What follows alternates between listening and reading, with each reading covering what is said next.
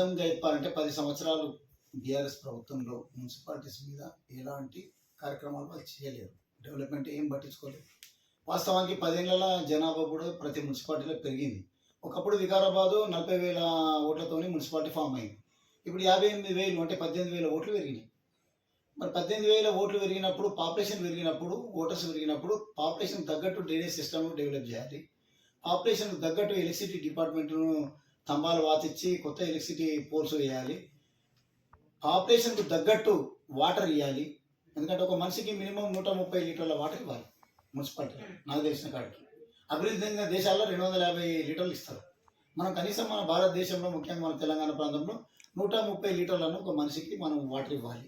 అయితే ఆ ఇంట్లో మొత్తం క్యాలిక్యులేషన్ చేసుకొని ఎంత వాటర్ ఇవ్వాలనేది కూడా ఒక ప్రణాళికబద్ధంగా ఇవ్వాల్సి వస్తుంది. ఇవన్నిటి మీద బీఆర్ఎస్ గవర్నమెంట్కి అవగాహన లేదు. మా దగ్గర తలపండిన లీడర్లు ఉన్నారు. మా పార్టీలో చాలా సబ్జెక్ట్ ఉన్న లీడర్లు ఉన్నారు. ఒక్కొక్కరు 20 ఏళ్ళు 25 ఏళ్ళ సంది కౌన్సిలర్గా పనిచేసే లీడర్లు ఉన్నారు. చాలా రెస్పాన్సిబిలిటీ లీడర్స్ ఉన్నారు. మేము అన్నీ ఆలోచన చేసినాం. మేము వాళ్ళలో తిరిగినప్పుడు మీరు అన్నది 100% ఇవన్నీ మా ముందుకు వచ్చినాయి. బస్ స్టేషన్లు కూడా లేవు. వాస్తవానికి బస్ షెల్టర్స్ ఇంకా చాలా కట్టేయాల్సిన అవసరం ఉంది. రెండవది మీరు అంటే జనరల్గా ఊర్లలోకి వెళ్ళి జనాలు వస్తారు, అంగడి అని వస్తారు కదా వికారాబాద్కు. డిస్ట్రిక్ట్ హెడ్ క్వార్టర్ కాబట్టి ఆఫీసులకు వచ్చిన వాళ్ళకు మూత్రశాలలు కూడా లేవు ఎక్కడ సరిగా. 10 ఏళ్ళ వాళ్ళు మూత్రశాలలు కూడా నిర్మాణం చేయలే ఎక్కడ సరిగా. కాబట్టి ఆ మూత్రశాలలు కూడా నిర్మాణం చేయాలి. ప్రజల సౌకర్యార్థము అన్ని విధాలు కూడా మేము వాళ్ళల్లో పోయినప్పుడు, ప్రజలలో పోయినప్పుడు మాకేదైతే ప్రజల నుంచి వచ్చిన డిమాండ్స్ ఏవైతున్నాయో ఆ డిమాండ్స్ మీద మేము గెలిచిన తర్వాత రివ్యూ చేసుకొని ఆ డిమాండ్స్ని మొత్తం అచీవ్ చేస్తాం. ఖచ్చితంగా వాటిని తీరుస్తాం. ఇండ్లు కానీ, రేషన్ కార్డులు అయితే అందరికి ఇచ్చినాం 100%. ఆ ఇండ్లు అందరికి వస్తుంది. ఫ్రీ బస్ అన్ని వస్తుంది. కరెంటు ఫ్రీ ఏదైతే పేదవాళ్ళకు 200 యూనిట్లు దాకా ఉందో అది కరెక్ట్గా నడుస్తుంది. ఇంతే కాకుండా ఇంకా గ్యాస్తో పాటు ఇంకా కొంత నిరుద్యోగం బాగా పెరిగింది ఇప్పుడు మున్సిపాలిటీ. నాకు తెలిసిన కదా దాని గురించి మేమేం ఆలోచిస్తున్నామంటే ఏదైతే అనంతగిరి గుట్ట 5,000 హెక్టార్ల రిజర్వ్ ఫారెస్ట్ ఉంది మా దగ్గర. ఆ 5,000 హెక్టార్ల రిజర్వ్ ఫారెస్ట్ లోపల గౌరవ ముఖ్యమంత్రి గారు మెగా కృష్ణారెడ్డి కంపెనీతోనే ఒక పెద్ద ఎత్తున టూరిజం డెవలప్ చేయడానికి ఒప్పందం కూడా చేసుకున్నాడు. అందులో దాదాపు 2,000 మందికి ఉద్యోగాలు వస్తాయి. ఆ 2,000 మందిలో స్థానికులకు మినిమం ఒక 1000 నుంచి 1,500 మందికైనా ఉద్యోగాలు వచ్చే విధంగా మా స్పీకర్ ప్రయత్నం చేస్తామని గట్టిగా హామీ చేయడం జరిగింది. మళ్ళీ అంతేకాకుండా టెంపుల్ టూరిజం చేయాలని కూడా ఆలోచన చేస్తున్నాడు మా గౌరవ ముఖ్యమంత్రి గారు, మా గౌరవ స్పీకర్ గారు. టెంపుల్ టూరిజం అంటే ఏంటంటే ఇప్పుడు 18 శక్తిపీఠాలు ఉన్నాయి. చాలామంది పేదవాళ్ళు ఆ శక్తిపీఠాలు సందర్శించాలంటే అంత డబ్బు లేదు. భారతదేశం మొత్తం కాకుండా శ్రీలంకలో కూడా శక్తిపీఠం ఉంది, పాకిస్తాన్లో కూడా శక్తిపీఠం ఉంది. 18 శక్తిపీఠాలను సందర్శించడం అంటే అంత ఈజీ కాదు.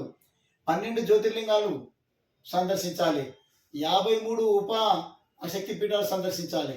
ఇవన్నీ కూడా ఆధ్యాత్మికంగా కూడా మేము ఆలోచన చేస్తాం. ఎందుకంటే మా పార్టీ సెక్యులర్ పార్టీ అయినప్పటికీ మేము అటు హిందూ మనోభావాలు కానీ, ఇటు క్రిస్టియన్ల మనోభావాలు కానీ, అటు మా ముస్లిం మనోభావాలు కానీ అందరికీ కూడా వాళ్ళ యొక్క మనోభావాలు దెబ్బతినకుండా వాళ్ళకు అన్ని విధాలుగా వాళ్ళకు సౌకర్యం చేసే విధంగా ఒక ప్రణాళిక తయారు చేసుకున్నాం. ఆ ప్రణాళిక బద్ధంగా పోతున్నాం. అందులో భాగంగానే ముఖ్యమంత్రి ఈ 1,000 కోట్ల రూపాయల ఒప్పందం అయిన తర్వాత ఇంకో గొప్ప పని చేస్తున్నాడు. టెంపుల్ టూరిజం అని వికారాబాద్ పెడుతున్నాడు.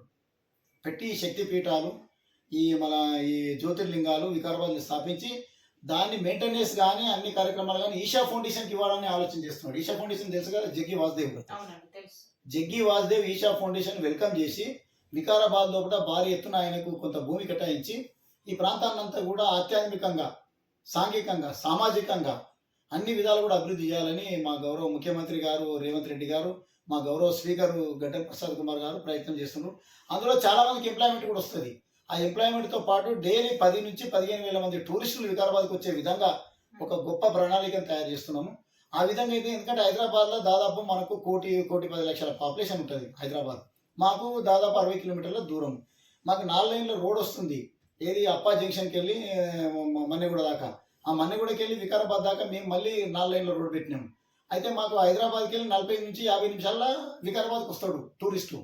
దాంతో వికారాబాద్లో ఎకానమిక్ గ్రోత్ కూడా పెరుగుతుంది. బిజినెస్ వాళ్ళకు కూడా ఒక తీపి కబురు ఏంటంటే బిజినెస్ కూడా బట్టల దుకాణాలు కానీ, బంగారు దుకాణాలు కానీ, ఇంకా వేరే కిరాణం కొట్టులు కానీ, హోటల్స్ కానీ ఇవన్నీ కూడా నడుస్తాయి. అంటే ఆర్థికంగా కూడా వాళ్ళందరికీ కూడా లాభం అయ్యే విధంగా ప్రణాళిక తయారు చేస్తున్నాము. అందులో భాగంగానే మేము టౌన్లో ఉన్నటువంటి వ్యాపారాలన్నీ కూడా 2-3 రెట్లు పెంచే విధంగా ప్రయత్నం చేస్తున్నాం. ఎందుకంటే వ్యాపార కుటుంబాలు, వ్యవసాయం లేదు వాళ్ళకి, పాపం భూములు లేవు. వ్యాపార కుటుంబం వ్యాపారమే చేసుకోవాలి. ఆ వ్యాపార కుటుంబాలను కూడా ఎట్లా బతికియాలి, వాళ్ళను ఆర్థికంగా ఎట్లా డెవలప్ చేయాలని కూడా మేము ఆలోచన చేస్తున్నాము. ఇది ప్రణాళికలో భాగంగా ఈ టూరిజాన్ని డెవలప్ చేస్తే డైరెక్ట్ ఇన్కమ్, ఇండైరెక్ట్ ఇన్కమ్ 2 సెక్టార్లను భారీ ఎత్తున డెవలప్ చేయాలనేది మా యొక్క ప్రణాళిక. అందులో భాగంగానే మేము స్పీకర్ గారి కూతురును, అన్నయ్యను పోటీ చేపిస్తున్నాం. ఇదంతా దీర్ఘ ప్రణాళిక ఉంది మాకు. మాకు ముఖ్యంగా మా యుద్ధం పేదరికం మీద. మా యుద్ధం బీఆర్ఎస్ మీద కాదు, మా యుద్ధం బీజేపీ మీద కాదు. మా యుద్ధం పేదరికం మీద. పేదరికం లేని సమాజాన్ని తయారు చేయాలి. ప్రతి ఒక్కరికి ఉపాధి ఇవ్వాలి. ప్రతి ఒక్కరికి వికారాబాద్ లోపల అందరికీ కూడా ఆర్థికంగా డెవలప్ చేయడానికి ఒక గొప్ప ప్రణాళికతో మేము ముందుకు పోతున్నాం. Thank you sir.